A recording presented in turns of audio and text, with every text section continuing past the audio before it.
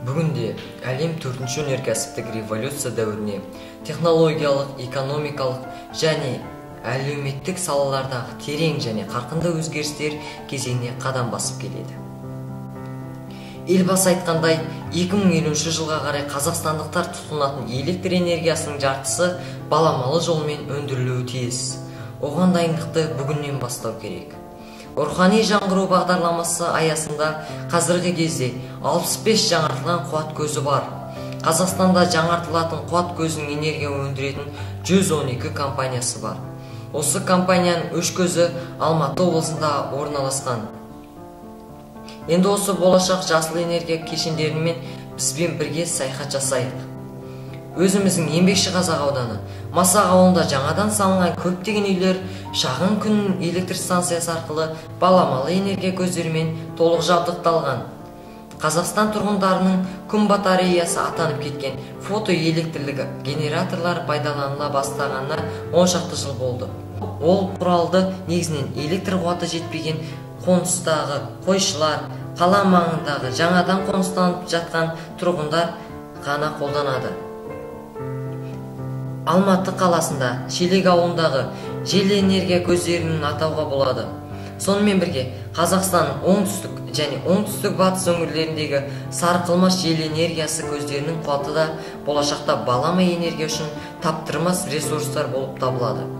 Мамандардың пікірінше, республикамыздың бірқатар өңірлеріндегі жел энергиясының қуаты 1 шаршы шақырымға 10 мегаваттқа тең келеді екен. Нұрлы ауылында жел электр станциясы орнатылып, олардың оқыссыз негізінде Қытай тарапынан Қазақстан еліне тапсырылуының өзі халқымыздың әлеуметтік жағдайын жақсартуда маңызы зор шара. Осындай маңызды шараға қатысып, энергетика саласының білікті маманы ретінде жемісті еңбек етіп жүрген Шелек политехникалық колледжінің түлегі біз үшін үлкен мақтаныш. Мен аты Тұрған Жаңғарған, мен Шелек техникумды бітіріп, осы мамандық бойынша жел электр станциясында жұмыс жасаймын. Дежурный электрик мамандық бойынша қазір жұмыс істеп жатырмын. Өзімді оқытқан кураторларыма мың алғыс. Үшінші саяхатымыз Алматы облысы Райымбек ауданында жасыл энергия көзі болып табылатын Қантаев атындағы Мойнақ су электр станциясы. Мойнақ су электр станциясы 2012 жылы пайдаланылуға берілді. Мойнақ су электр станциясының алғашқы бас директоры нысан құрылысына басшылық жасап, республиканың электр станциясындағы маңызды жобасының іске асырылуына өлшеусіз үлес қосқан Оразалы Қантаевтың есімі берілді. Қуаттылығы 300 мегаваттқа тең реттейтін Бестөбе су қоймасы бар Мойнақ СЭС құрылыстарын кешені Шарын өзенінің жоғарғы ағымындағы Алматы қаласынан шығысқа қарай 100 км қашықтықта орналасқан қысымды деривациясы бар су торабы болып табылады. Мойнақ СЭС-інің негізгі мақсаты Қазақстан Республикасының оңтүстік аймағындағы ең жоғарғы жүктемелерін жабу үшін электр энергиясының маневрлі көздер ретінде СЭС-ті пайдалану болып табылады.